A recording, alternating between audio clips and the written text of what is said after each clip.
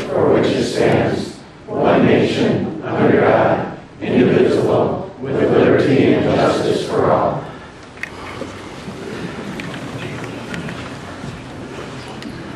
Roll call, please.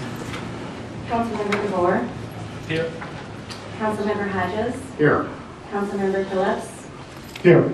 Councilmember Thielander. Here. And Mayor Alcock. Here. The first item for tonight is approval of the agenda. Make a motion to approve the agenda as presented. I'll second. I have a motion and a second to approve the agenda. All in favor? Yes. Second item is approval of the minutes for the regular January 19th meeting. Any corrections or additions? I move that those be approved. I'll second.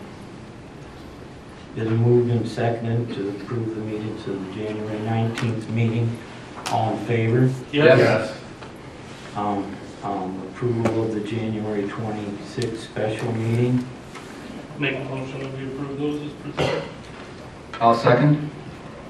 It's been moved and seconded to approve the meeting of January 26th special meeting. All in favor? Yes. Motion carried. The January 26th closed meeting. Do I have a motion to approve the minutes? I'll make a motion to approve those minutes. And a second. I'll second that. I have a motion and a second to approve the January 26th closed session meeting. All in favor? Yes. Motion carried. The next thing on the agenda is approval of accounts payable.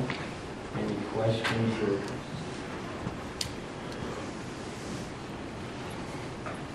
I move that we approve them as presented. I'll second. It's been moved and seconded to approve the accounts payable. Roll call vote, please. Councilmember Thielander. Yes. Mayor Alcock. Yes. Councilmember DeVore. Yes. Councilmember Hodges. Yes. Councilmember Phillips. Yes. Motion carried. The next item on the agenda is for items not on the agenda.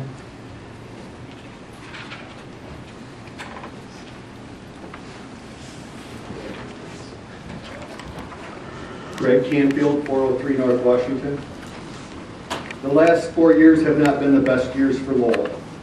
A change in management and management style resulted in unhappy employees choosing to join a union. The resulting negotiations to reach a first contract were lengthy and difficult, to say the least. City management, council, and board members, myself included, in the interest of the taxpayers and ratepayers, hired attorneys to negotiate on management and the citizens' behalf. To give in to initial demands would have been foolish and expensive. The last 2 weeks had reached a new low for the city of Lowell.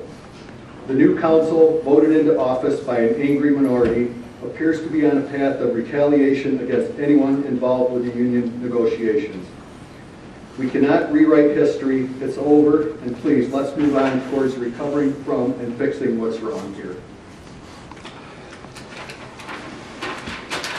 My understanding is that Mark Howe's contract provides for a $50,000 severance package paid every 2 weeks over a period of 6 months unless he becomes employed during that time. Apparently there is an offer on the table to accept that $50,000 paid up front in a lump sum, and there would be no other lawsuits against the city. I would urge the council to accept this generous offer and avoid the legal expense and a settlement that could be 10 to 20 times that amount. The turnout here by business owners and residents shows our concern over the direction you are taking us. We have invested into this wonderful community and will not stand by while you drag us down into the mud with your personal vendettas. Please hire the best candidate for interim manager, one who can salvage what remains of our community's reputation as the best place to be.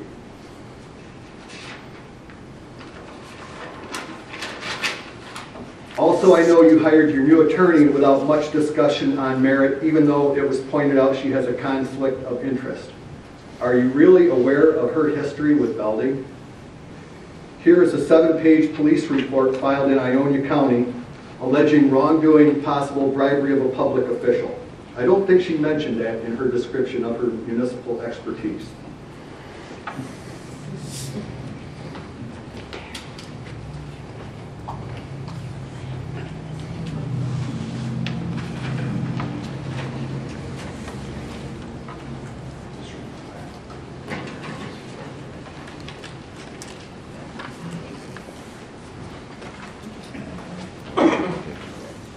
Please turn this ship around before it sinks.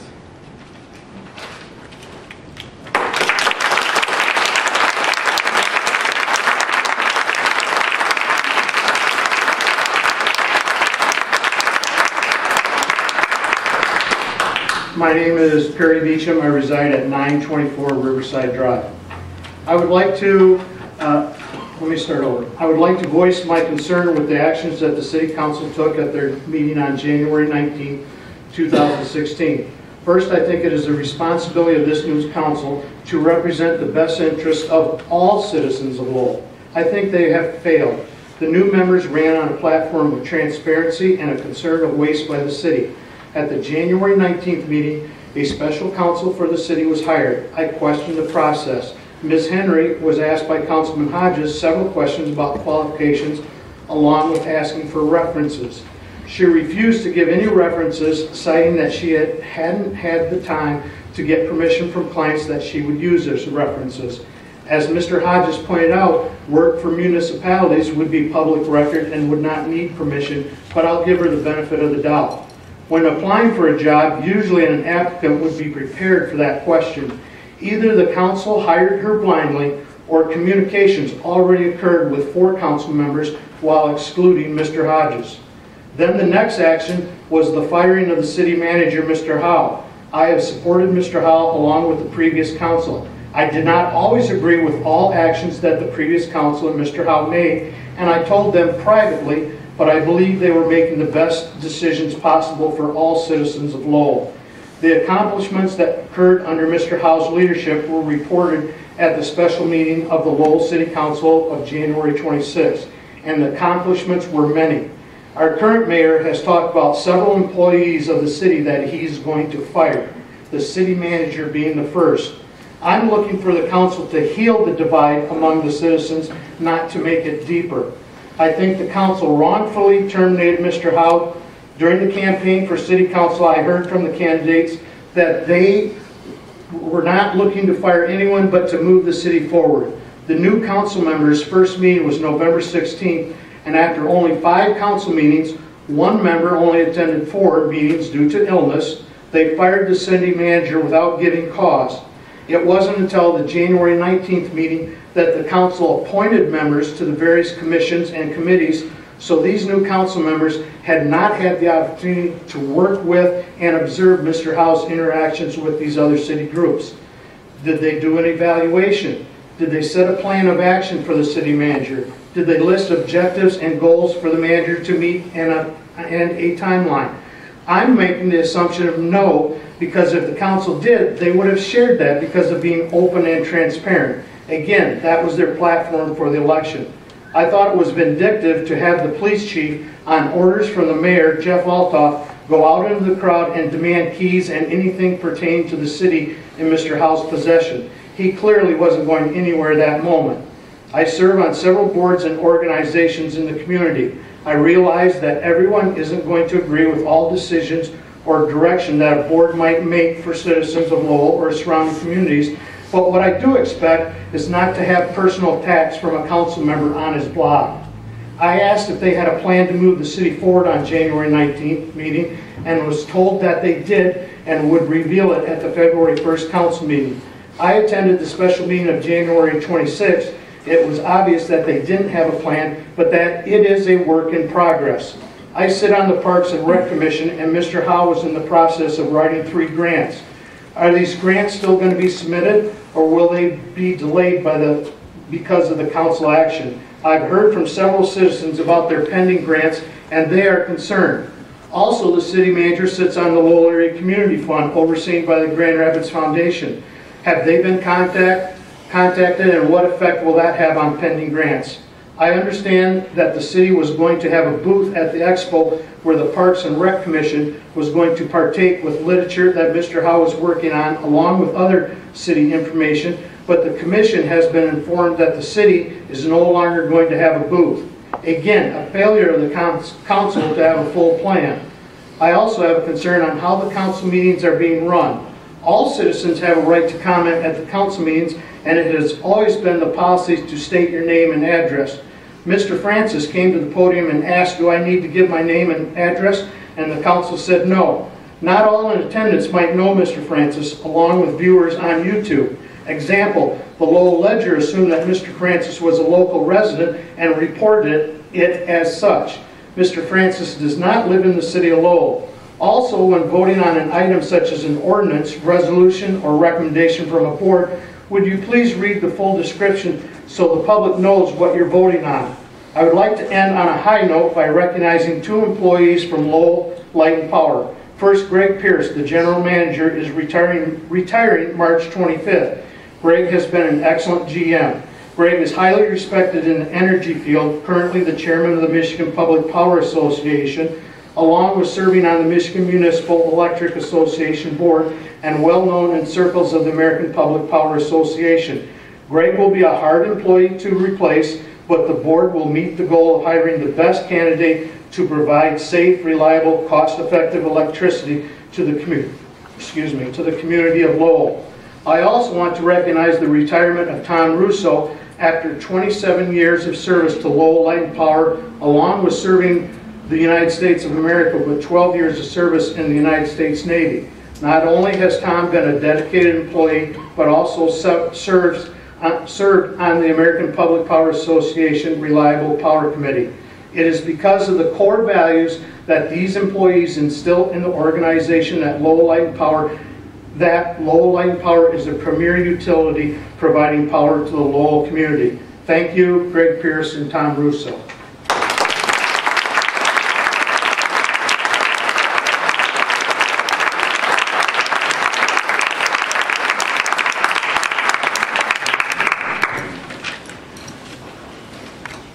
Citizens of Lowell, Mayor Alta, and council members. I am Jeff Dickerman, a Lowell resident of 28 years. I live at 429 High Street, and I'm the owner of Optech, located at 189 Smith Street here in Lowell. I'd like to make a few comments for the record. I've watched proceedings of the past few council meetings with sadness and shame. It seems that this new council believes they have a mandate from the citizens of Lowell from that November election. Let me remind you that Mr. Thielander received 282 votes, a mere 9.7% of the voting population. That means 9 out of 10 people did not support you.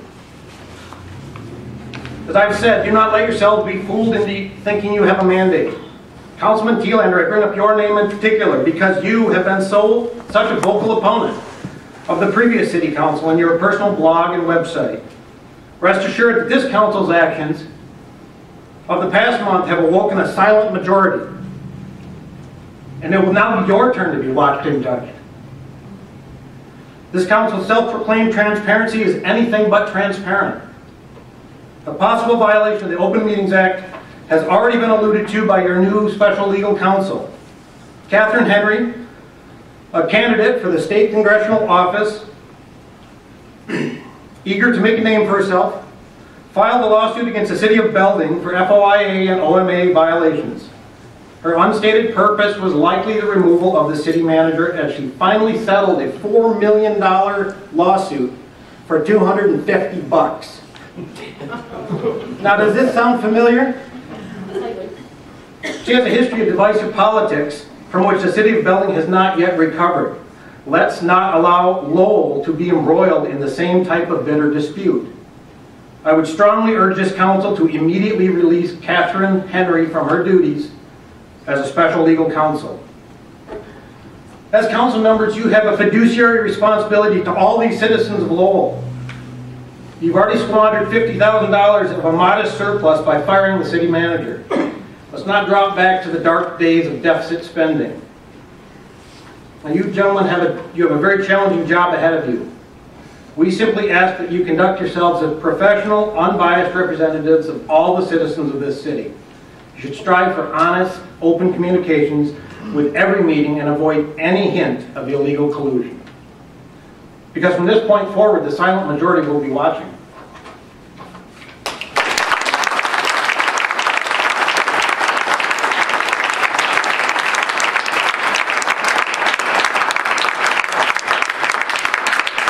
Hi, my name is Jim Salzweedle. I live at 505 North Jefferson. Boy, those three guys really hit the nail on the head by that, but I'm not here to talk about that tonight. I'm here to talk about the meeting on 1/4/16. As you guys were filling in your new questionnaire on how you guys were going to run meetings, a lot of questions came up, especially when we changed it from citizens, whatever it was, to citizens discussion. You guys spent about 10 minutes on just that topic alone, and some of them was to attempt to answer people when they came up to the mic, especially you, Mr. Kielander, made it thing that you hated the last councils because they did not answer the questions that were proposed to the council in a timely fashion.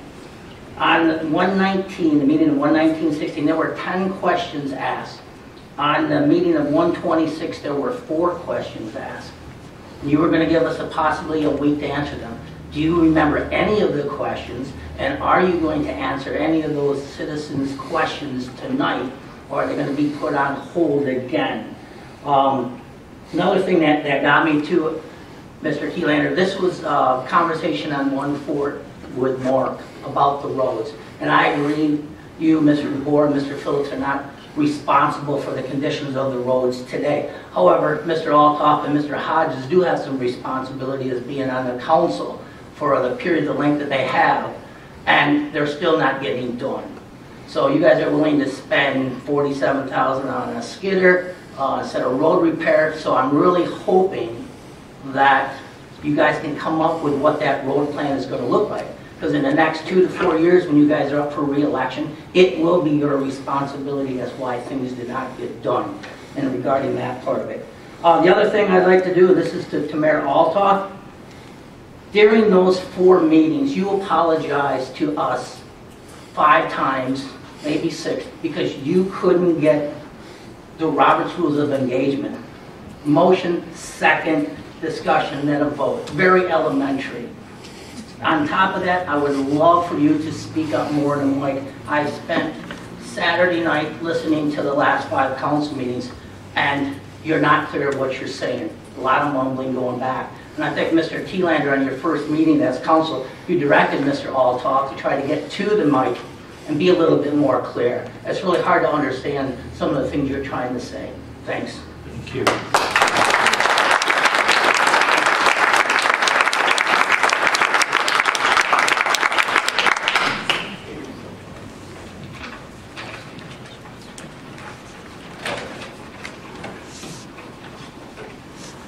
Right?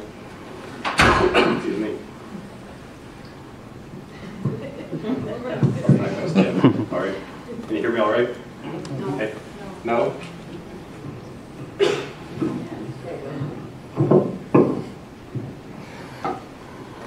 little better? Yeah. Yes? Okay. Well, I'm Andrew Strauss, I'm at 755 Grindle, and formerly a council member, currently on the Light and Power Board. And most importantly, I guess recently a father in the last 4 years, so that's why I'm not on the council, or at least why I didn't run. Can't guarantee I would have been there. Anyway, I guess to me this is just sad. I keep thinking about how I should react to this, what's been going on lately, and I'm not going to agree with everybody, but it's clear the actions that are going on they're clearly not in Lowell's best interest. And I don't know why, I don't know what their motivations could be, but one advice I'd received from somebody when I first joined council is as long as you love the city of Lowell and you act in those interests, you can't go too far astray. I'm not sure you guys are doing that. So what's so sad about this? It's sad that, well, for one, we elected a new council whose actions are clearly not in that interest, in the best interest of Lowell or its citizens, or the community in general. And just some little things, after all, we're spending tax money on an attorney without qualifications. the poor handling of this whole city manager issue has likely reduced the quality of candidates who are going to apply for the full-time job, and how that can affect Lowell long-term. I know if I were considered to be a good person, a good city manager or some type of candidate, would you really want to work for a council who wants to fire you to take credit for it later?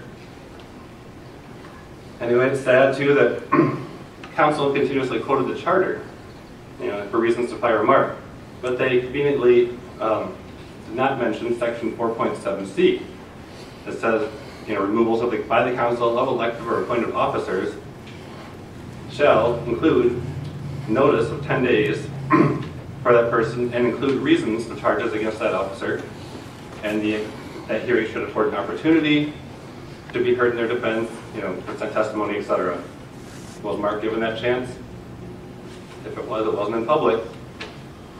And so that leads me to sad too that this new council, after campaigning on transparency and so vehemently attacking the council that I was part of for not being transparent, well, less than 3 months into your term, you've likely violated Open Meetings Act already.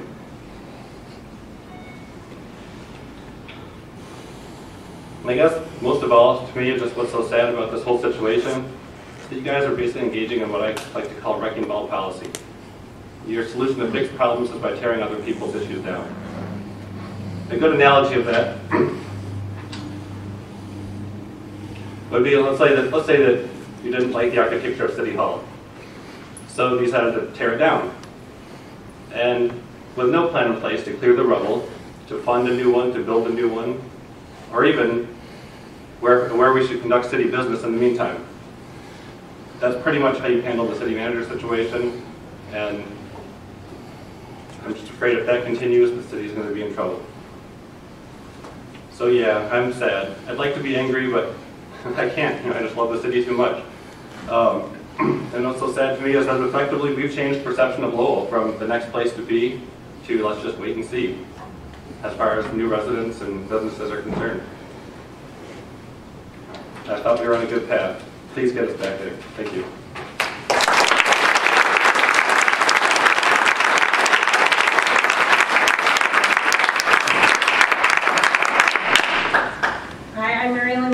I'm a resident at 775 Alden Nash Avenue Southeast in Virgins Township. I'm a property owner at 717 East Main Street in Lowell and a city taxpayer.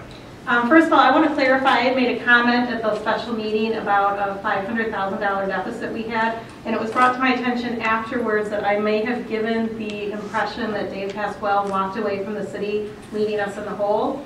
And that was, for those who aren't aware, that was a deficit on paper. If you looked at our expected expenses versus our expected revenue with falling property taxes, we had a $500,000 hole to close up. So I don't want to give anyone the impression that Dave was not doing his job. He did an amazing job. He's somewhere, I think, in here. He did a great job. I mean, he got us through the darkest days of the Great Recession. I have nothing but respect for the job Dave did. And then when we hired Mark, I think he picked up right where Dave left off. So I just want to clarify, because it was not my intention at all. And I think Peggy Covert, I think, was a little bit distraught that maybe I gave that impression. So I appreciate you bringing that to my attention, although next time you can come talk to me, I mean, rather than putting it on the internet. I promise I don't know anything on the internet. Well, your name is on it. So, but my real reason I'm curious, what is the status of Dick Wendt? He's our city attorney. Is he our state? How long are we going to have two city attorneys? We're not sure right now. Okay. I just wanted to let you know that, Jim Hodges was real concerned about Catherine Henry's, what she specialized in. And she didn't really want to give him a response, so I kind of looked up myself. My brother is on the legal counsel for a city in another state, or he was for 10 years. So I know that usually people who are on city council, they have very specific education. Now, Catherine doesn't have much on her lawyer's website, but she is running for state representative. So I pulled this off from her election website, and it says that her specialty training is in the area of civil mediation, family mediation, special education mediation, juvenile court guardian ad litem, and family court guardian ad litem. So there's no mention of municipal experience. And I was a little concerned that she says that she keeps up to date on changes in the law by participating on listservs and discussion groups on the internet. So I just want to make you aware of that in case you didn't know, she does not have apparently any background in municipal law. I also believe that she let you guys violate the Open Meetings Act at the special meeting, because on your agenda, this is something that I think, she should have told you. I don't think you guys might not have realized this, but she had for closed sessions for the permissible purpose of consulting with an attorney regarding trial or settlement strategy in connection with specific pending litigation. And Catherine told me directly, she said, we're going to discuss potential litigation, not specific. I found out there is no pending litigation, and I thought maybe I was misunderstanding that, but I found this Open Meetings Handbook that's published by the Attorney General's office, and they specifically say the same thing, that you have to have specific litigation in front of you. They even make the recommendation that when you put it on your agenda, you put the court case on the agenda so people know what you're talking about. So I don't blame you guys for that, because that's something that she should have told you. So I have real concerns that we are paying someone who doesn't seem to know how to do this job. She's probably great when it comes to family law, but I don't think she's cut out for this work. And I just want you guys to keep that under consideration. Thank you.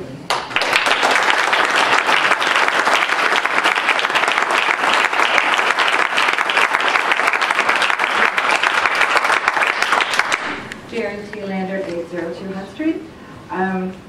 Someone said that Alan, Mr. T. Lander, got only 6% of the vote, of the voters, like registered voters. However, the people who voted, he got more than that. Same as the rest of them. And they all got voted in.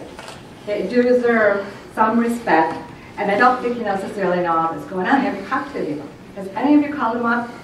Because they have said, please talk to us. We'll meet with you. We read their website. Did you talk to them? No more of that. Did you talk to them? You don't know a lot of them. Website, that's enough for me, sweetheart. Can you talk to us? I'm sorry, yes. All right, that was really my statement. Because every one of you has said that you're willing to talk to them anytime. You learn a lot more sometimes when you talk. You have questions you want specifically answered. They're not all on the website. Anyway, congratulations, Council. Thank you.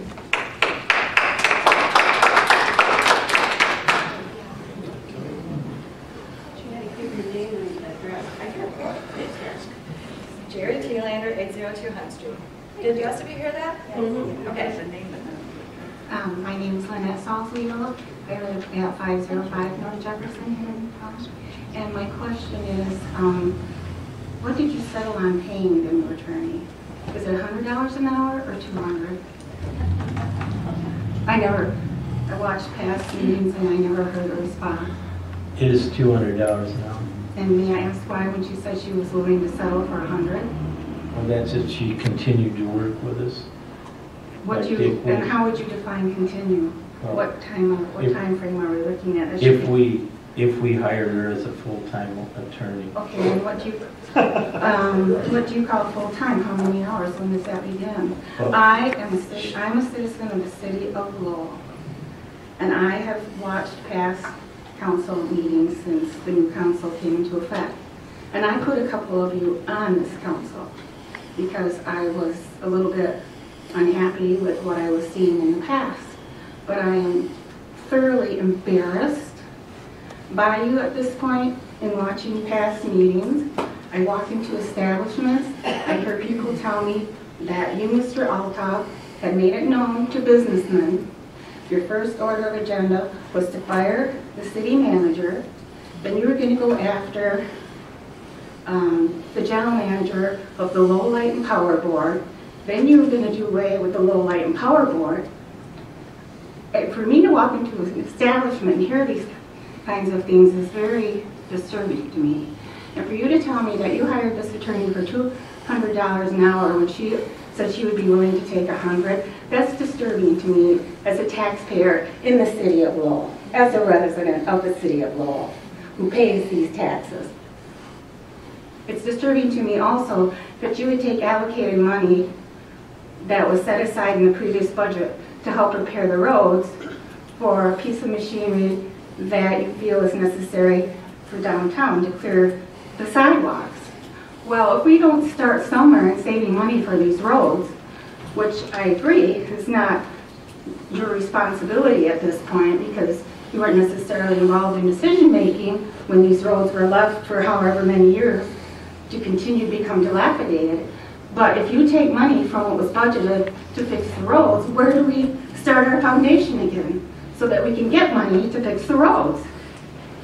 So I would just ask you all to consider who you're representing a little bit more thoroughly, because from what I've seen, you're not representing me. And again, I put a couple of you on the city council. I did get out and vote. Thank you.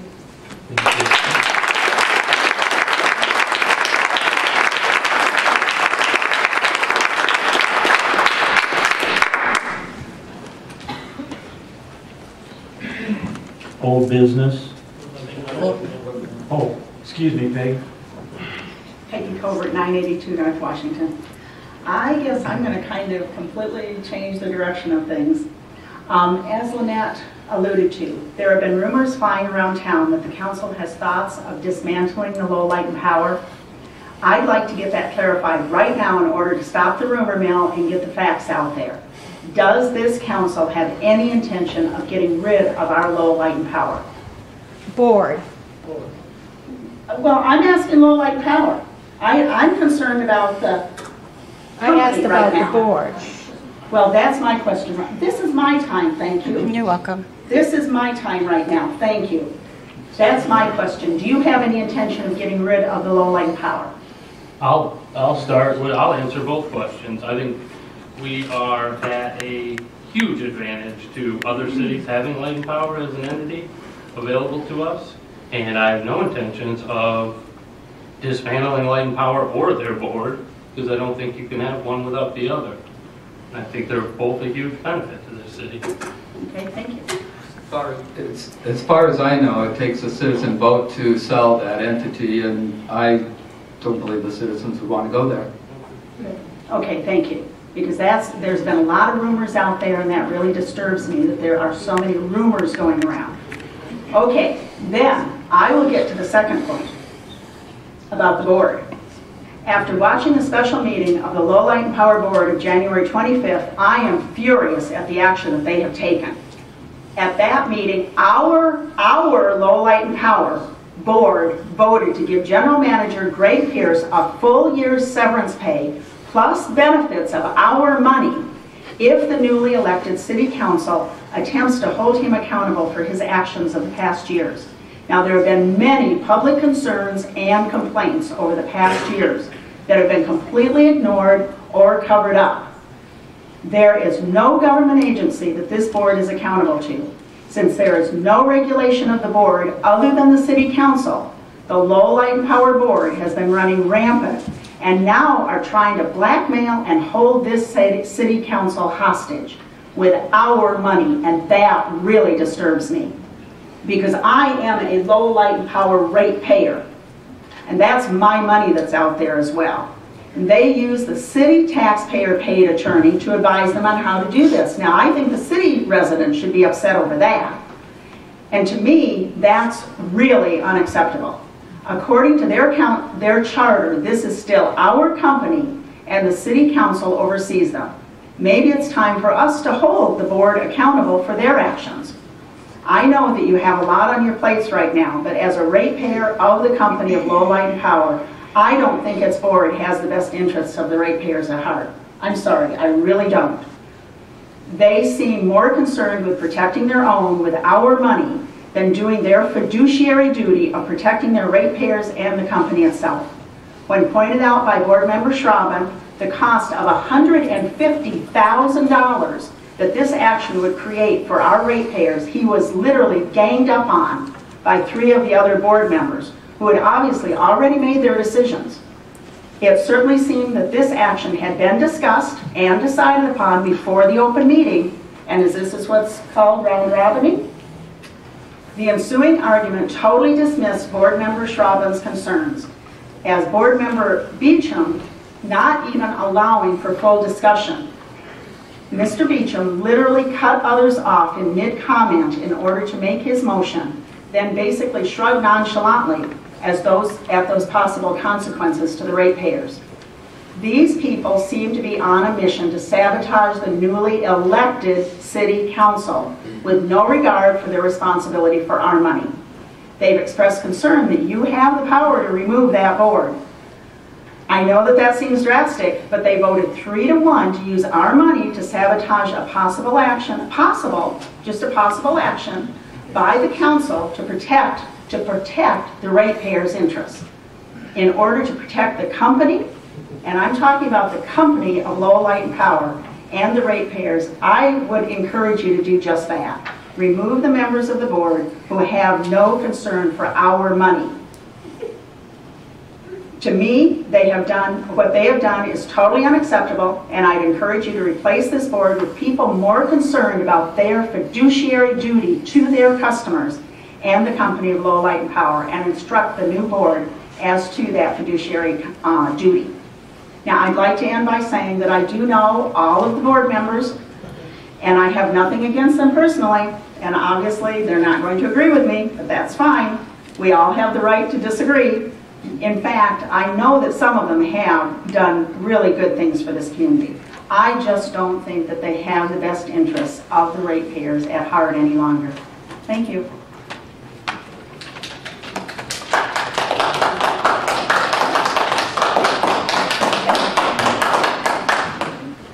I'm Sharon Ellison, 407 North Division. I'm a former city council, former mayor pro tem. I do pay taxes, unlike Peggy Covert, who lives outside of the city, but she's a ratepayer. And I think Peggy Covert has been very outspoken. I think she's been one of the masterminds behind getting these fine people elected. I think a lot of the things that we're told that she's saying that aren't true, they've done their share of saying things that weren't true as well. As far as sabotaging them, I think this council, with the exception of Jim Hodges, is sabotaging itself. I don't think they need any help from anyone outside of their council. They're doing a good job of messing up everything and doing exactly what they accused the previous council of doing. Not being transparent, not listening to the citizens. I think it's a good thing that they are on council because it's maybe has woke up most of the residents who are kind of being a little complacent and didn't vote. And now you know what can happen if you don't get out and vote. And now you know what can happen if you don't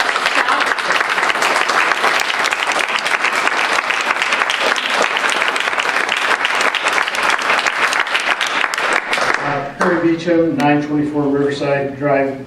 To Peggy's comments. First, I amended the agenda at this special meeting, and I did not have any conversations with any other board members beforehand. Yes, I made a motion to go back and look at the contract. And the gentleman, Greg Pierce, is retiring March 25th. And if the city council, again, back to the rumors, they're going to remove the board, they're going to remove, try to fire, because Jeff Altoff has made that comment in public that his intentions are to fire the general manager.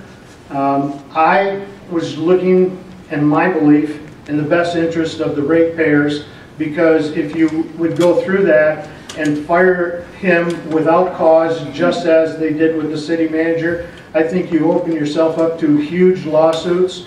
If they let the gentleman retire March 25th, it does not cost the city a dime. What I made a motion is to, so everybody knows, if you haven't seen that, I made a motion to pay the general manager a year's severance if he was terminated by April 1st. All that did, yes. And I made that motion, it was discussed, and it was voted on, and it passed 3-1. I believe I was looking out for the best interest of the ratepayers because of the actions that the city council had previously made with the city manager, and the mayor has verbally made that comment that he was going after the general manager of Lowell Light and Power. So if the city does nothing, it does not cost the ratepayers one dime, allows that gentleman to retire as of March 25th. If not, certainly it's going to cost. And so in the long run, I think I am looking out for the ratepayers of the Lowell Light and Power so that we wouldn't have a possibility of a frivolous lawsuit because of the actions of the City Council. Thank you.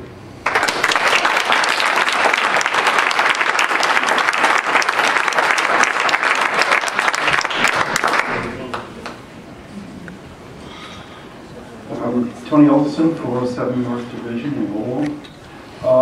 You've made a lot of noise about being open and making a lot of discussions on the questions that are raised. And over the course of the last several meetings, you had a lot of questions given to you, asked of you. And right now is a very good time to have the discussion part of all of this. The comment was made, has anybody called you or talked to you on the phone? Well, this is an open meeting, and I think we should be discussing this in an open meeting. And so now is your chance to discuss all of this. Thank you.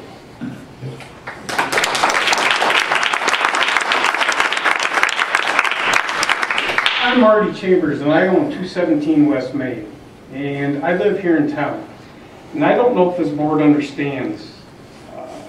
I bought my building because I love this town and I want to give back. I bought the building because it has potential to put some very nice apartments in. And with you firing Mark, I have no idea when I'm going to be able to apply for my grants. I have a timeline, and I'm not sure when I'm going to be able to start it. I ran a construction company for over 13 years, and everything has a timeline. I would have liked to have started spring, midsummer, to finish by fall. And until you determine when a new city manager is going to be hired, I can't move forward. I'm paying for a building that I bought for an investment and to do things with that now I can't. I'm just curious. Are we going to know tonight when a new city manager, so I can apply for grants and move forward? Maybe. That's all I can say. We haven't got to that part yet. Okay. Thank you.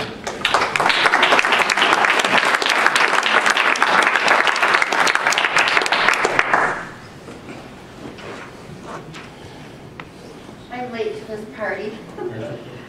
All I know is what I've heard, what I've read in the paper, and what I've seen on the internet, and I'm upset. I am very impressed with the 3 new councilmen that came to the senior house and talked to us and explained to us what their goal was, who they were, what they do now, and everything. And so I am very supportive. And I think we all told you we were going to be watching you. And all the seniors are going to be watching you. And the people at Snyder Manor, there's over 100 seniors in there.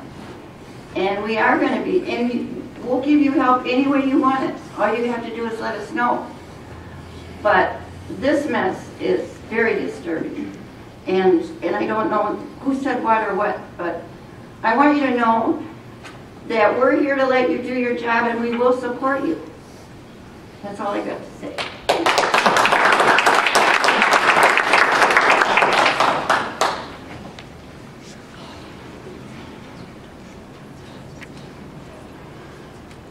Okay, we'll go on to old business.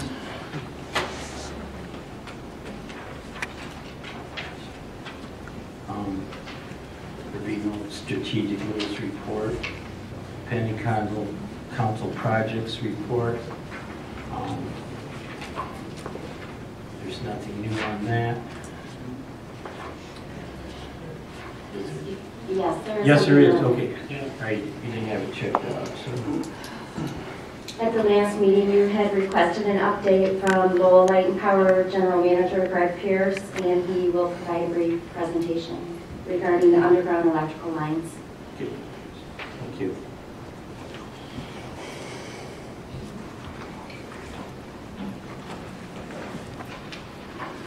Good evening. I didn't really plan on a presentation. I provided a memo in the packet that you got, and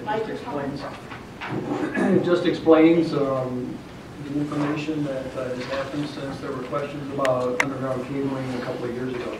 And I was informed just recently, within the last couple of months, that there was still an open item on your pending project. So we're just trying to clear that up. If you have any questions, I'll be happy to answer them, but I didn't plan anything in presentation for this.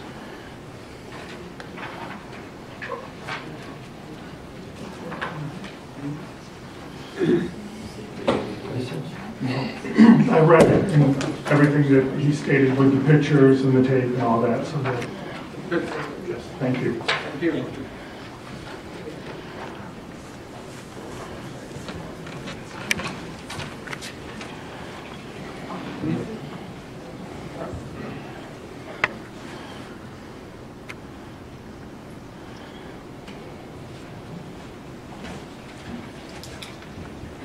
Greg, real quick, where are we at with the, are we doing the photo documentation now? Yes. Okay. Yes.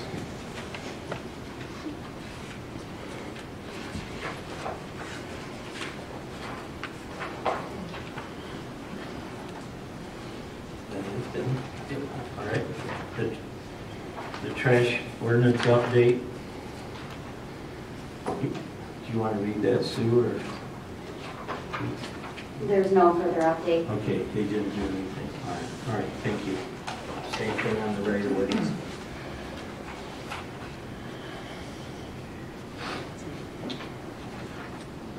Then moving on to the new business.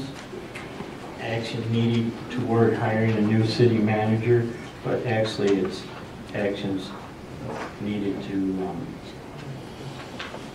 Excuse me, Mayor? yeah, I'm sorry. Under old business, there's still some items that we need to address. Okay.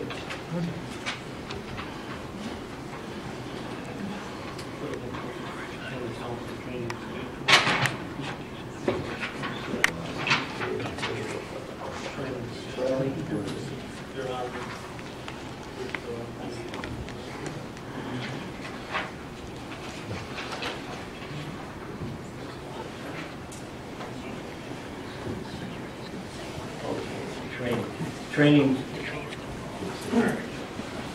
The council training schedule, information schedule. How are we doing that? We just have to, I don't know where we were on that. We have Light and Power is here, and they are going to provide a presentation on this. Okay.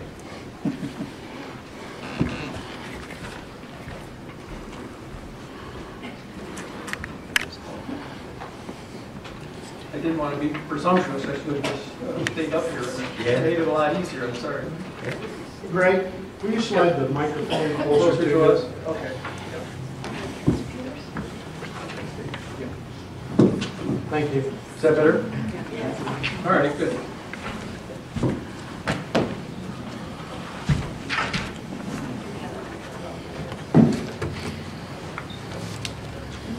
Well, Mark came to us several weeks ago and asked the different departments to pick a topic that we might want to present or that we thought would be of interest to council. And so we're here to do that tonight for Light and Power. There is a myriad of topics we could have chosen, but we decided that maybe one of the first things you want to learn some more about is our rate structure. There's been questions that we get from time to time about rates, and there's questions that we get from time to time about how the different pieces of our rates actually work and create the dollars that you end up paying on your bills. So that's what we're going to present tonight is an overview of our rate structure. I'm going to give a little bit of the history, and we're going to play a little tag team here. Steve is going to give some information also, and we'll be kind of moving back and forth between the monitor and the computer over there. So first of all, Lowell Light and Power, by the end of 2008, had lost money 5 of the previous 6 years. And so it was time that something needed to be done to bring Lowell Light and Power back into its financial position that it had enjoyed at one time. In late 2007, as they were trying to decide how to work with this financial loss that they had, they hired an outside rate consultant to come in and do a rate study. The result of that rate study recommended a 6% rate increase across the board for each of the next 3 years. So the Lowell Light Power Board then went ahead and accepted that recommendation and implemented the first of those 6% increases early in 2008. In 2009, the Lowell Light Power Board engaged a consultant again to complete what's called a cost of service study. That cost of service study establishes the cost to each class of customer and what that cost should be, how much they should bear simply to receive service. And that's what we refer to as the fixed cost. This is known as the customer charge. When you look at your bill, the customer charge is that cost of service. The result of that cost of service study indicated that there needed to be a change to the cost of service, and it was weighted heavily towards the residential customers. The residential customers were not paying their fair share, so to speak, in terms of what it cost to get service to their facility. The overall impact of that adjustment was to be about 7.8%. So in that short period of time, between 2008 and 2009, Lowell Light Power had consultants that said you needed to raise your rates by 6% a year for the next 3 years, plus you needed to have a cost of service adjustment of 7.8%. And that was to be spread over the next several years. In 2009, Lowell Light Power again implemented that second 6%. Actually, we only implemented 5.9% instead of the 6%. And as we started tracking that year, it looked like our financials were starting to turn around and be back on track. So the next slide is a graph of what had happened in our financials. These are audited financial figures. You can see that for the first 6 years of that chart, we lost money 5 of the 6 years. That was a total loss of over $1,175,000. The Lowell Light Power lost in those 6 years. By 2009, we were back into the black again. We had a profit of $106,000, and you can see that it steadily increased, or at least moved in the right direction for the next several years. If you have any questions anywhere along this, don't hesitate to ask. I know this probably isn't the most exciting information, but what accounts for that jump from 2014 to 2015? Because That- it seems like a pretty dramatic. it was a dramatic jump, Mike, and the major reason was that we had a very good year from the point of purchase power. We didn't have to buy as much purchase power that year as we thought we were going to, so we had a higher income. We also had an impact from a gas fee accounting function that had a positive impact for us that year. And the third thing was we had an anomaly with King Milling the year before in 2014, where one of their meters was not working properly, and we discovered that, and the billing actually got put into 2015 for some of those expenses that should have been incurred by King Milling in 2014. So there were 3 things that had the major impact for that year. For the John Q. public, what is purchase power? Purchase power? Yes, sir. Purchase power is what we buy in terms of electricity to be able to provide the service that we have here in Lowell. Most of that comes from generation plants that we have ownership in. Lowell Light Power has bought interest in several generation facilities in the Midwest. One in Kalkaska, one over on the east side of the state, the Campbell plant over in Muskegon, and then another plant down in 3 Mile, Ohio. So in reality, you're purchasing power maybe at a lower rate than what it would cost to pass it on to us. Yes. That's our goal, is to bring you the most cost-effective electricity that we can. That's why we're able to keep our cost, one of the reasons we're able to keep our costs significantly under our neighbors. All right, are we on the right slide, Steve? Okay. Please. Point. Okay. In 2010, we planned not to take an increase, and as you can remember, we had a study that said we should take 6%. We had another study that said we should take an additional 7.8%. We decided not to. Our financials were looking strong enough by 2010, so we decided we would wait and see how things were turning out and go from there. Specifically, we did find, however, that power costs for Bell River and Campbell, which are two of the plants that we own entitlements in, we're having to put a lot of money into those facilities to meet the cost of upgrading their cleaning systems for their air filters and so forth to meet the clean air requirements. So at that point, we felt that we had our administrative costs fairly level, that it was purchase power that was going to be increasing, and we made the conscious decision as an organization to be transparent and show when adjustments were being made either to rates, we put it in rates.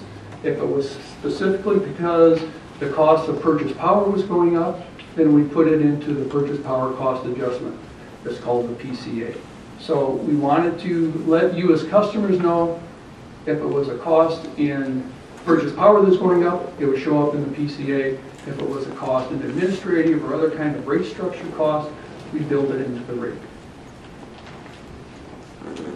In 2011, we identified two anomalies in our rate structure that we thought needed to be corrected. One was for the cost of renewable energy. Renewable energy turned out to be much more expensive than anybody thought it was going to be. And we thought that that needed to be put into our rate structure. And secondly, we found out that based on the purchase power that we were bringing into the community, there was no longer a difference between winter and summer.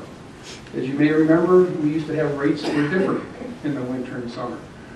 That didn't seem justified by the time we started doing some analysis in 2011. So we kind of melded those two together into a single rate and eliminated the summer and winter rate. So the overall impact of adding the renewable energy cost and smoothing out the winter and summer rates was a projected adjustment of 4.7%. And from that point on, any changes that we've had in our rates have been due to increased power costs and have been reflected in the PCA since the fall of 2011. Okay. This just kind of sums it up for you, a little chart. I hope it's big enough that you can see, but the top line shows the rate adjustment history based on what the consultant's recommendation was. There was this 3.6% in 28, 29, and 2010. The rest of it, I said, was supposed to be spread out over the next few years. Shows it here at 2%, just as a placeholder. We didn't know exactly what that would be at the time. And that was just for what happens in the rates from that time on, from 2010 on. Then I show you what the purchase power cost was during that same time period. And you can see that in 2010, the cost that we paid to bring you power was up to $5.11 from $4.77, and then it went up to $6.12 and $6.69, $6.73, $6.89, and then finally this last year, as I mentioned, in that anomaly, it dropped back down a little bit to 6.47 cents. And you can see the percentage increases that follow along with that. 7.23, 19.77, 9.31, 0.6, 2.38, 6.1. So those are all the changes in what our costs were to purchase power that we needed to pass on to the customers to be able to keep Lowell Light and Power in good financial condition. The next line below that is what we actually implemented in rate adjustment, either through an adjustment to the rate itself or through the PCA. And you can see that turns out to be fairly close to the percent change in purchase power, 26.61 versus 26.14. And what the impact this had to the average customer, this is a customer, a residential customer, that uses on the average 675 kilowatts a month. Their bill in 2010 was $68.40. In 2011, it would have been $74.58. In 2012, it would have been $77.50, all the way out to 2015. So it shows a total change in 6 years of $20 to the average bill for a residential customer. Any questions? Greg, you're looking at retiring soon. Congratulations. Yes, sir. Thank you. I highly recommend it. But you came to us in what year? 2008? 2008. And so we have a little bit of track record there to show that while things were dismal in the past, not all of that was your doing. Just you helped fix it. And congratulations, and I thank you for that. Thank you.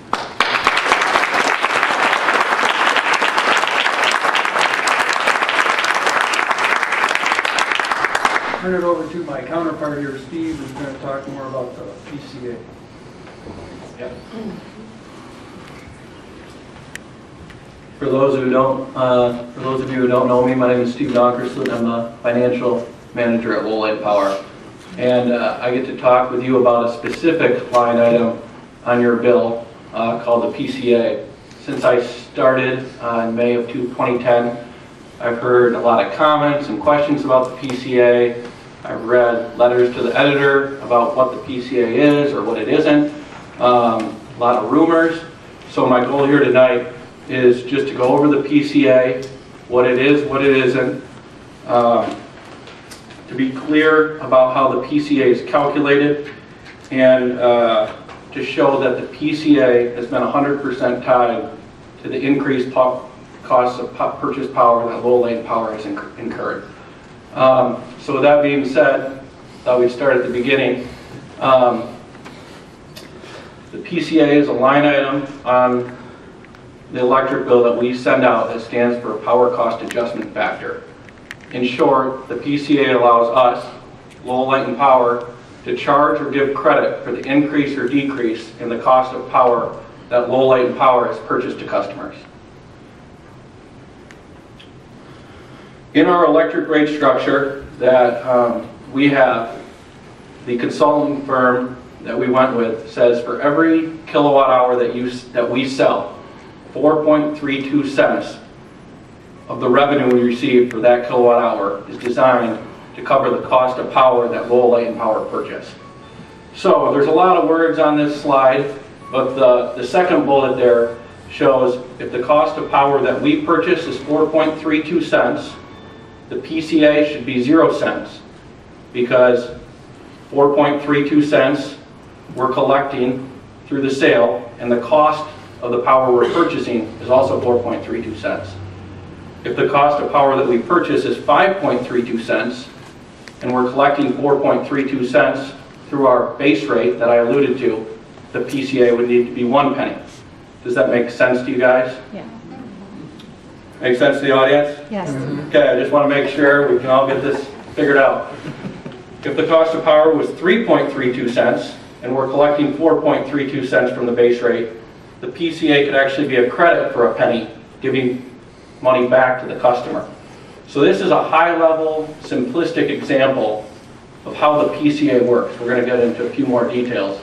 But when we make the actual calculation, we're taking the cost of power that Lowell Power purchases and comparing that to the base rate, which is 4.32 cents a kilowatt hour, plus the money we collect for PCA, plus the money we collect in our renewable energy charge line item, plus the energy optimization charge line item. So I put together a little chart. This is not exact numbers. This is just dummy data, just for the purposes of explanation.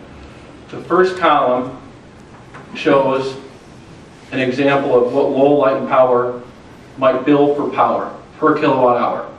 So if we sell 1 kilowatt hour, we're billing 4.32 cents of that kilowatt hour that's designed to go to cover the cost of power. Let's pretend that the red little line, the red little portion you see is energy optimization. We're going to pretend we collect a half a cent there. The yellow portion is renewable energy. We collect a half a penny there, and the PCA is set at 1 penny. So in total, we're billing the customer for 6.32 cents that's allocated to cover the cost of power. When we compare that to the second bar, I'm showing that that bar, the power we're buying is also 6.32 cents. So in this scenario, which I label as the ideal scenario, through our rate structure, we're collecting 6.32 cents per power, and the power that Lowell Light and Power purchased is also 6.32 cents. So the PCA is set correctly.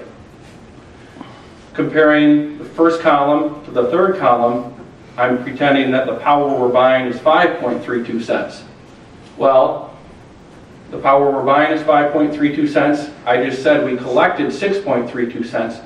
Really, we could decrease the PCA to 0 because we've already collected 5.32 cents through our base rate, through the renewable energy charge, and through the energy optimization charge. Does that make sense? Yeah. Comparing the last line, let's pretend power was 7.32 cents. Well, now the PCA should be increased by another penny because we've only collected 6.32 cents through the base rate, the renewable energy charge, the EO charge, and the PCA.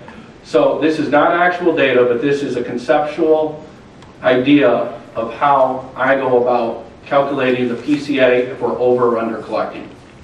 Is there any questions so far? You do that monthly, weekly, or how do you do it? I do it monthly.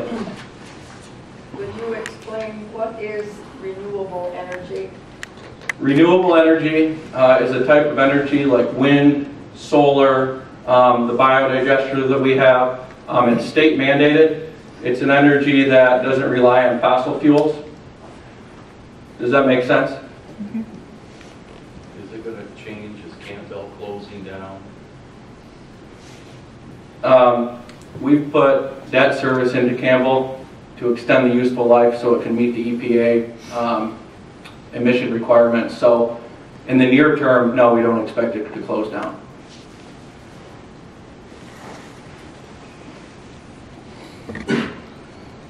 So again, just to remind everyone, the PCA is designed so that the customers can be billed for what they actually use in power, or the cost that Lowell Light and Power pays. So probably the crux of this whole thing, has the PCA been billed appropriately? I think that's kind of what people are wondering. They see it go up. Why is it going up? Yeah, I mean, has it been billed correctly?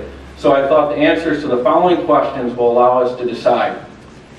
The first is how much has been billed to the customers to cover Lowell Light and Power's purchase power costs. If we can go back to the previous slide. To do this, we need to take into account how much we collected for power in the base rate, how much we collected in our renewable energy line item on our bill, how much we collect in our PCA line item on our bill, and how much we collect in our EO line item on our bill. So, if you go back, when I ask how much has been billed to the customers to cover Lowell Light and Power's purchase power costs, I'm adding those specific 4 things together. And I'm comparing them then to question number 2, which states how much has been paid by Lowell Light and Power in purchase power costs. So we're going to be comparing those 2 things. And that would be the green bar on this slide. The third question I thought would be good to look at.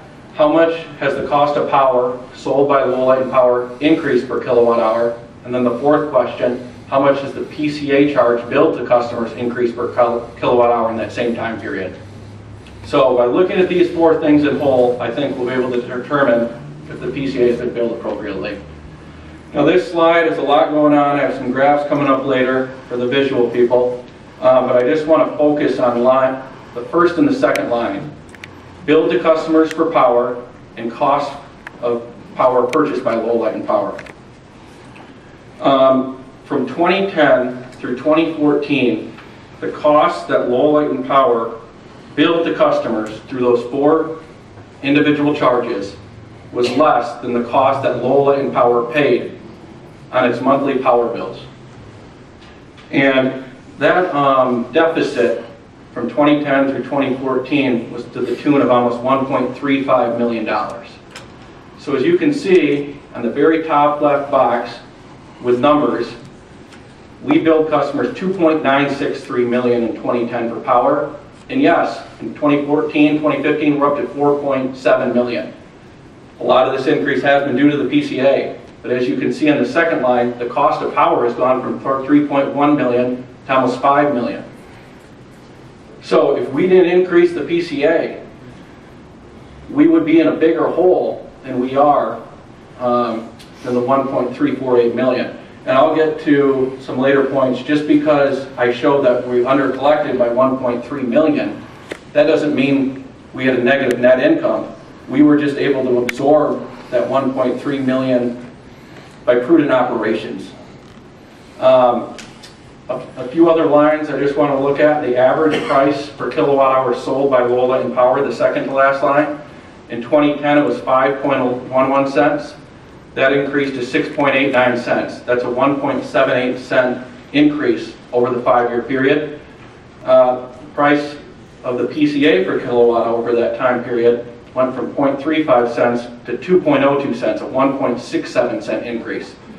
I do realize that in the first 6 months of 2015, the cost of power went down, the PCA went up, but I'd like to explain that rationale in a little bit. But for 60 months, we had a huge deficit, and yes, we did increase the PCA, but we did not increase it by as much as we could have. That's what I'd like you to take from this slide. Any questions? All right. This graph is just visually showing what the previous slide did for the first 4 lines. The blue bars show what we bill to customers for power. Again, this is through the base rate of the 4.32 cents, plus the PCA, plus the renewable energy, plus the EO. The green bar is what Lowell Light and Power paid for power through our purchase power costs. And I would like to note, the reason I did go through June of 2015 is that all of this information is audited. It's in our trial balance. We've had clean audits with no adjusting entries. So I just wanted to go with information that has been audited. The red bars show the annual over or under collection, and the black bar shows the cumulative running total of the under collection. In 2015, you can see that for the first time in 6 years, we did over collect. And the PCA was increased from 1.99 cents to 2.39 cents in December of 2014. When we looked at 2014, we saw we had a deficit. We believed we needed to increase the PCA. It's hard to see if cost of power is going to levelize or decrease, but through June, we did see a decrease. So there's why we did have a surplus. Next slide, please. This is another graph that I am actually taking from Gradeville Hafner. There are auditors. They presented this chart in, I believe, September when they made the audit presentation to our board. It might have been October. But this is showing Lowell Light and Power's operating expenses by fiscal year from 2010 to 2015. The blue bar is purchase power. As you can see, this has gone from just a little over $3 million to almost $5 million. All the other expenses have been very status quo.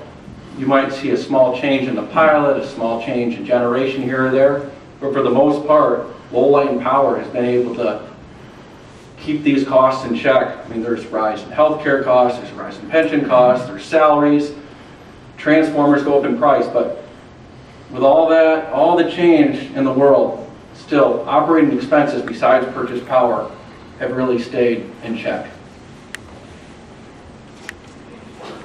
So where does this data come from? Lowell Light and Power is part of the Michigan Public Power Agency. We're one of 17 members, and they do handle a lot of our power supply and the billing of it. So the following is small, you really can't read it, but I highlighted a few numbers for you. This is something that I get, and this is from January of 2010. The takeaway is that we paid $257,000 in power from 5.7 million kilowatt hours, we were paying 4.53 cents. That's like a bill. They also send me a summary. The summary will match the bill. This is July of 2013. You can see our cost has gone up to $415,000 for 6.3 million kilowatt hours, a 6.58 cents cost per kilowatt hour. So in 3.5 years, we went from 4.5 cents to 6.5 cents. That's a huge increase. That's 40, 50%. I need a calculator for the exact number, but that's what we're facing, and that's why over the years we needed to increase the price of the PCA. So important conclusions. From 2010 to 2015, Lowell Light and Power has knowingly made a decision to absorb $1.14 million in purchase power costs. I believe this has been done through prudent operating measures and decisions, and has also ultimately saved customers money that could have been billed, but we decided not to bill. So, how much really did people save? I calculate that as 0.31 cents. I just took the total deficiency on the chart, divided by how many kilowatt hours we billed. So, that's not bad. The price Lowell Light and Power sold each kilowatt hour for increased by an average of 1.78 cents from 2010 through 2014. The PCA only increased by 1.67 cents. Again, showing for the majority of this time period, we did not increase the PCA as fast as we could have. Some good news, during the first 6 months of 2015, the cost of power did decrease.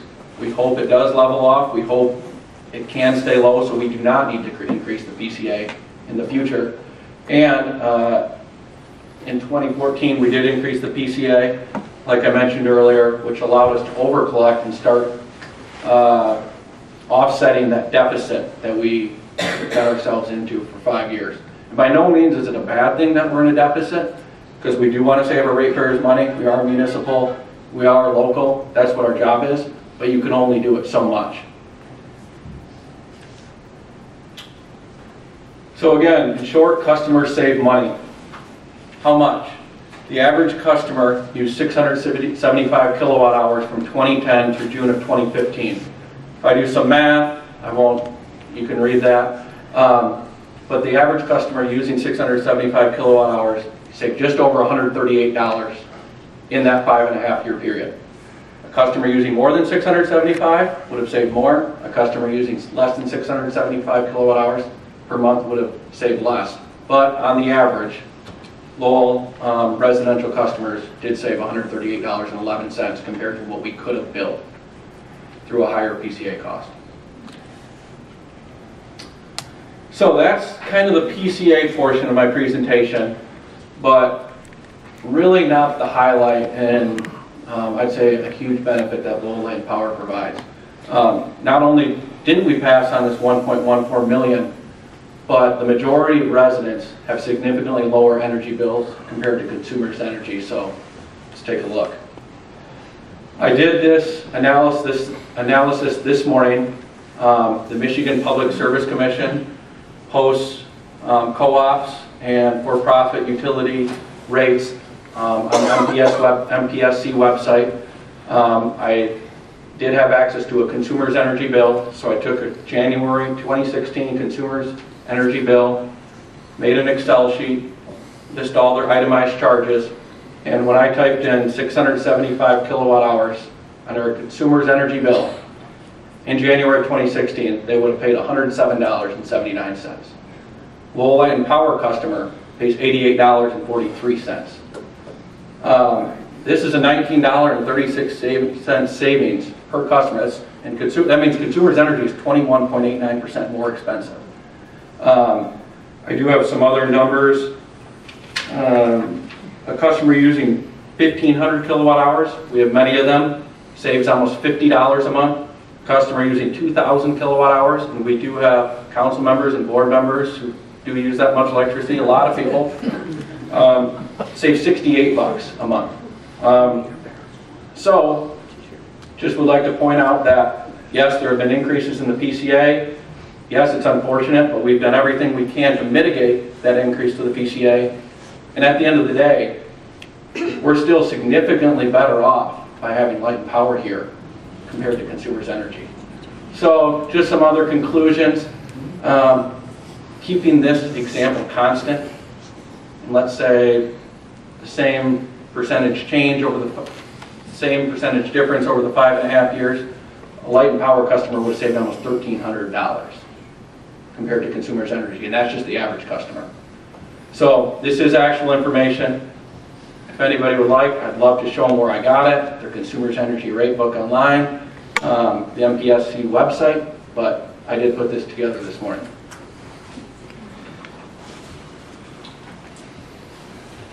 So my final thoughts in regards to my portion of the presentation, again, it's no secret that the PCA has increased since 2010.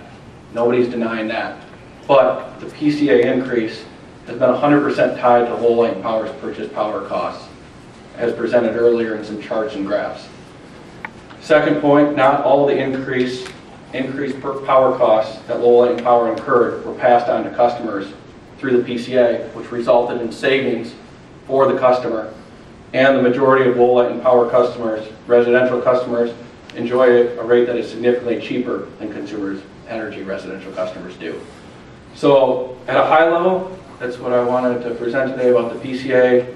Greg showed where our rates stand, the increases over the years, how the PCA compares to purchase power, and how we compare to Consumers Energy. So if there's any questions or comments, I'd love to entertain them. Alan? I'd like to thank you for taking the time. This is quite a critical piece of information that you've given the community. The PCA has been much maligned and I've misunderstood a lot of it. I really do appreciate you guys taking the time to share this with the community. I've always considered Light Power to be one of the crown jewels of Lowell. Thank you. And the vision, and I've never doubted the vision that you guys have over there. And Greg gave the 3 new members a tour, and Mr. Altop too, of the generation facilities at Chatham Street. The vision that's going into that plant is going to really help our community in the long run, and I can't wait for us to get there. But I just want to say thank you. I know, Greg, you're going to be retired, and you told me you're going into the ministry, and I wish you many blessings there. And thank you for this wonderful presentation. You're welcome.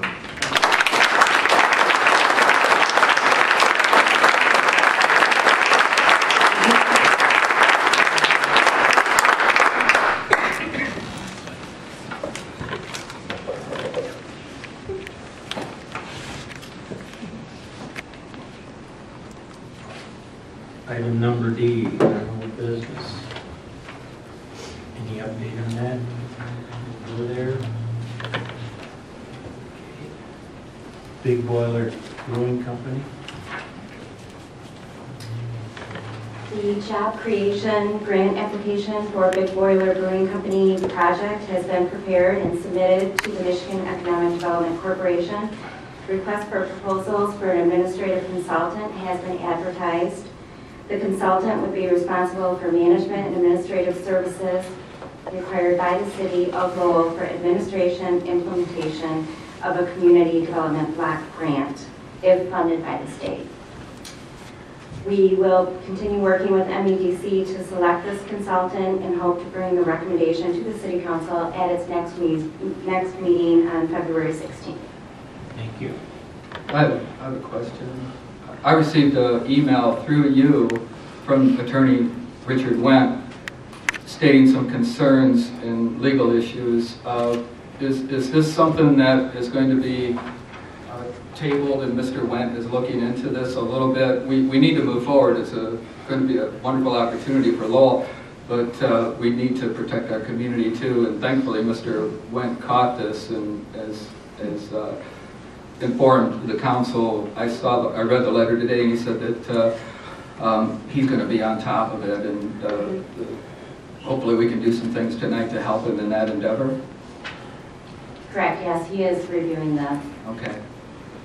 I just wanted the community to know that Mr. Wendt is right on the ball in regards to this episode here and protecting our communities.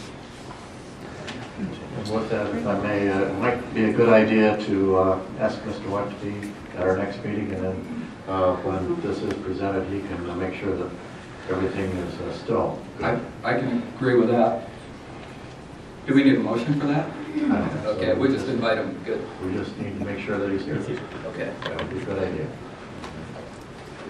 Okay, item F, the strategic plan overview, and I think we will table that too. New business. Item A, action needed toward hiring an acting city manager. We've all received our applications. I hope you all went over them and maybe come up with a couple candidates.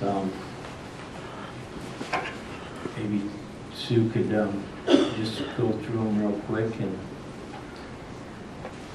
Well, I think there's a couple of them that wish to remain confidential at this point. Okay, thank you. But yes, we did receive 5. Okay. 4 of them were taken from the Michigan Municipal League's website as interim city managers. And then there was 1 from a city resident. Okay, thank you. Do you, have you come to the point where you think that we could hire an acting city manager? We need more discussion on it? I believe all of the candidates from the Michigan Municipal League were very good candidates, but I think we have a gem right here in our community that I would like to talk about. I don't know if anybody has any thoughts that can be expressed right now. I would just say that I think I know the direction you're leading in, and this will be a rare moment when we might agree. I know who that is, and I think this person would be tremendous. It would help our healing process, and certainly I don't think this person would want the job permanently, therefore there would not be that threat. But I think this person would also help with the transition as a new city manager is hired. And if I may, I would recommend that we hire David Pasquale as our interim city manager. I'll second that. I have a motion and a second to discussion. I agree with everything Mr. Hodges said. I think that Dave would be a wonderful, wonderful transition manager for our community. I agree as well. It could be a great transition. So we have a motion on the board to enter into a contract negotiations subject to the face-to-face interview with Mayor Althoff and City Clerk Sue Ellery.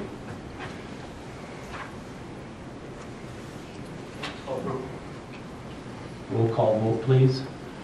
Mayor Althoff, Yes? Councilmember DeBoer, Yes. Councilmember Hodges, Yes.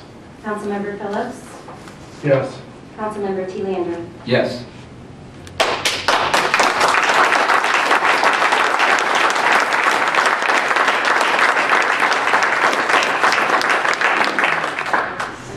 Dave, would you like to join us? Sure.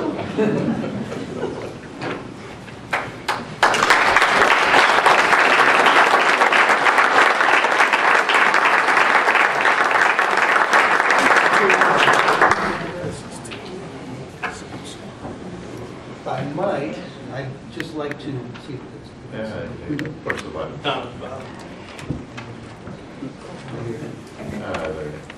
One off. One off again. Can you hear me?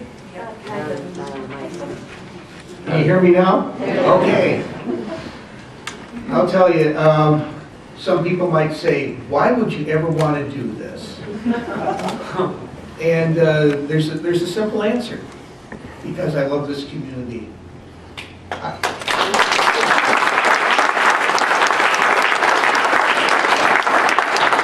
I'm looking out at this audience, and I know most of you, And I just have a great love for all of you because you're from Lowell.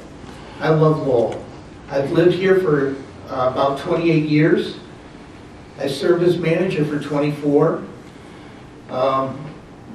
My 3 children are all Lowell High School graduates, and they consider Lowell their hometown. My wife worked at the Engelhardt Library for about 17 years, and before that she worked for Modern Photographics. So she had about 20 years work experience in Lowell. It is just something that's hard to explain to people how much I care. The one thing I know that there were a few comments about people just saying, well, boy, you know, Lowell's not as great as it used to be. I disagree. I think that we have had some rough times. There's no question about that. There's a lot of hurt. There is a lot of hurt. But I'll tell you one thing. I want to be that person that helps heal. Because we do need that. And I just look out and we have such a good thing going. And maybe there were mistakes made. I'm not going to argue about that. But what I want to see here is we're going to be moving. We've got a lot of work ahead of us. And I want to be a part of it. The one thing too, as long as I'm in that office downstairs, that light's on and that door is open, and anytime anybody wishes to come and speak to me, I'm there. There's no secrets. I'm out to find out information, get things done. And so that's what I want to do. The one thing too is our staff is terrific. I know most of them. In fact, I was involved with hiring a lot of them. They're going to continue. I'm just looking at Susie. I mean, just a terrific clerk. We've had a number of people out here that are just great. And they're going to be given their space. Obviously, the council is going to allow separation between the policy-making board and our workers. It's going to be done. There's no micromanaging, but we're going to get things done. I just want you to be part of it. I'm just looking here. We've got some people who care about the community. You can argue with what they did. I can understand that. But we're going to get things done. And if they're not done, you can talk to me. And you can talk to any of the council members. And so look at Sue and Ron. I mean, we're all out here. We're out because we want Lowell to be a better place. When you're coming here, I hope that it's something to support a project, next time support a project or do something that is very positive. I want that to happen. So please, let's work together, and I look forward to that time. I hope too that after a period of time that I can be of help to the new city manager that will be coming in. And really try to make sure that we get a top-notch person. So again, I just thank you for coming, and let's work. Thank you.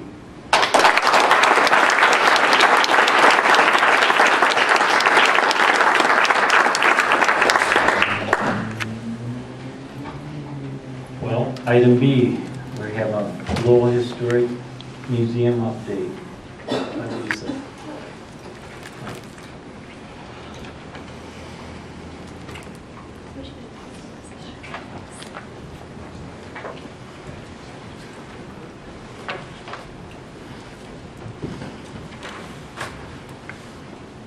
Thank you all for having me here. We come every year at the beginning of the year to give a report on what we have done in the previous year and give you a little profile of where we're headed in the upcoming year. Our annual report is being passed around to you, so that's got a lot of detail, a lot of numbers in it, so feel free to peruse those. We had a great year in 2015. We unveiled 4 new interpretive boards on our historic Main Street. One covered the bank and old hotel block down here. We covered the City Hall block, old wooden row block across the street, and the north end of Main Street, or of Broadway, just north of Main Street. And that is the third in a 4-year project that we have to populate the Riverwalk in the historic district with interpretive boards that talk about different time periods and areas of Lowell history for our citizens and visitors. We continued a new project that we started last year called Museum for Tots, where we open the museum up one Monday a month to children 5 and under and their caregivers, and we explore a different topic in Lowell history with them, do some hands-on projects, and introduce them to the museum. We continued a lot of our other historic education programs. We see a large number of students come into the museum for tours, and then we also do a lot of in-school programs with the students. We had our first volunteer, Carolyn Jane Blau, reach 2,000 volunteer hours with us, so we were very proud of that. And we had a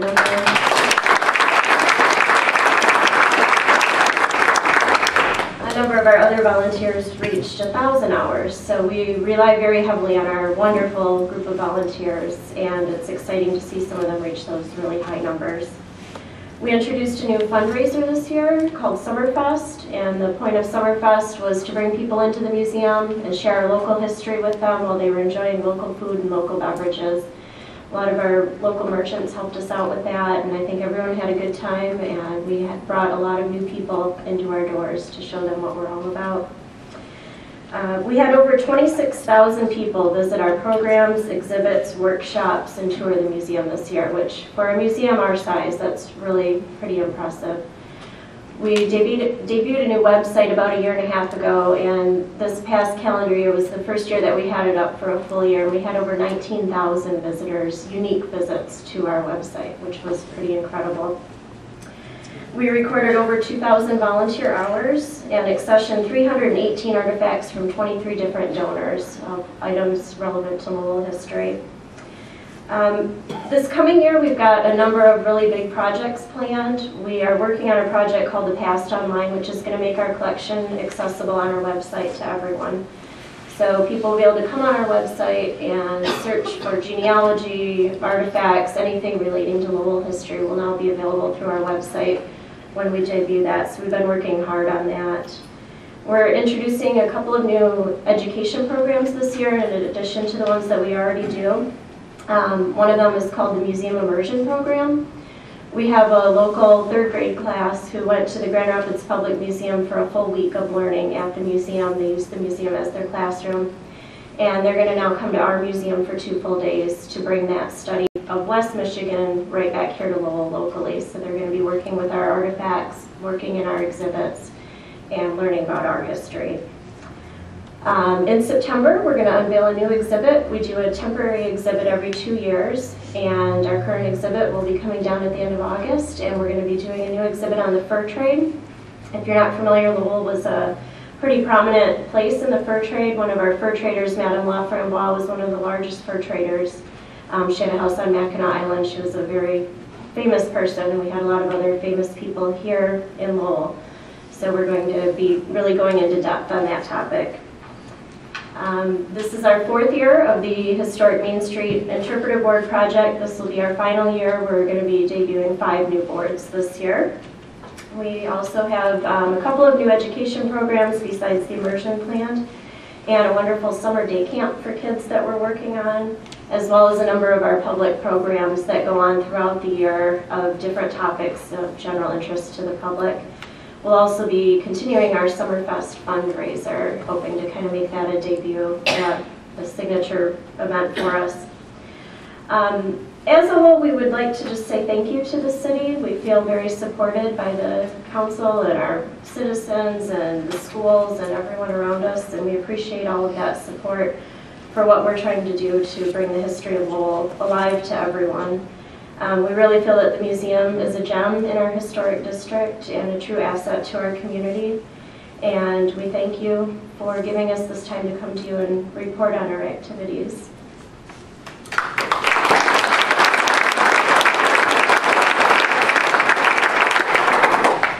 You have a section on your website too where people can go back and look at the ledgers from a long time ago? We do, yes. Currently, it's a project that we did in collaboration with the library to digitize all of the Lowell newspapers going back to, I believe, 1860. 71 as our first one. So that's available on our website. Part of this new Past Online that we're working on is also creating a better search engine for that, so that if you search for a name or a business or something like that, it'll now bring you right to the page that you're looking for, rather than having to slog through multiple editions. So yeah, that's quite an asset, and we're even looking at improving that. Okay. Yeah, I'm a little bit strange. I like to walk cemeteries, and out across from the Grand Balut, there's a beautiful granite spire, and it has Carolyn and Caleb Page's name on it. Carolyn was a school teacher, one of the first one-room schoolhouses that I believe was on the west side of the river, pretty close to town. And there was Caleb lived in Fallsburg, and he saw her one day and said, "I'm going to marry her," and they did. They got married. And they have this beautiful spire out there in that old cemetery, and if you go there, you can kind of read their story. But I found their story in an old ledger going through your website. So there's just a lot of history. J.L. Hudson started here, and a lot of people don't realize that. Rix Robinson's cousin, Rix Robinson, is buried in that same cemetery. 2 Rix Robinsons, believe it.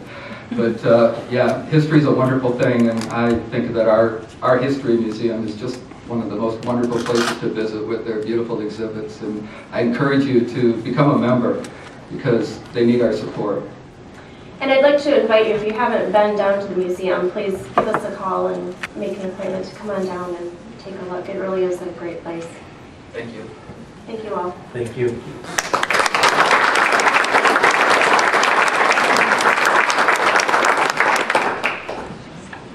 I know it's the beginning of the month, so we maybe only have one board report, and I don't think we have one. So we can just skip right to that, but we do have an appointment that we have to make on a board, because Dave Pasquale's stepped down for a while. But it's only going to be a temporary appointment, and we're going through the review of the policies for the fire department, and that it's a very important position. And actually, Mayor Hodges, when we were talking about another appointment tonight, said the other person's name, but for a temporary position, I'd like to appoint Matt Mayer back to the fire authority, because he actually went off when he left his council seat. He'll be up to date on everything we're doing. So do I have a motion for that? I make that motion to reappoint Matt Mayer in Dave's spot. I'll second that appointment. I have a motion and a second to appoint Matt Mayer as temporary citizen appointee for the fire board. All in favor? Yes. Yes. And this would be until You're off. You're off, yes. Yes. Now, for citizens appointment, we have an opening on the cable TV board, and we received one application, and I would entertain, if you all went through that. Well, I would nominate then Mark Munt for the LCTV board. I would second that. It's been moved and supported. Any discussion? All in favor? Yes. Yes. So, Mark, He's back there. you have a new job.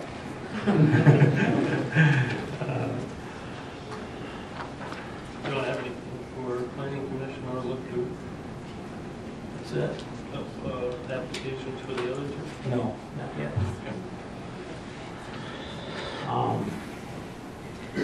We can basically skip 10. Council comments? Mayor Hodges. Thank you. Arbor Board, which I represent, will be meeting Monday, next Monday at high noon. Nothing at this point, but I'm sure we'll at our next meeting. LCTV Endowment Board, which I serve on, will be meeting soon, and the Look Committee will be meeting again in April. I'd like to extend congratulations. Might be a little premature and beat the ledger to this, but Mike Springer is the Chamber of Commerce Person of the Year. Congratulations.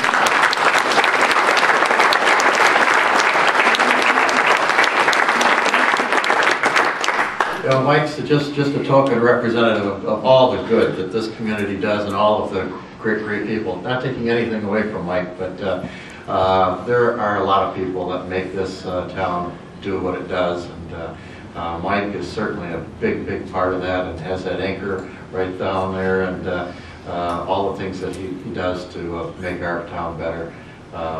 It's terrific. I'd move on that also we should pause for just a moment and remember Mike Young, who was the city manager in Rockford, passed away last week.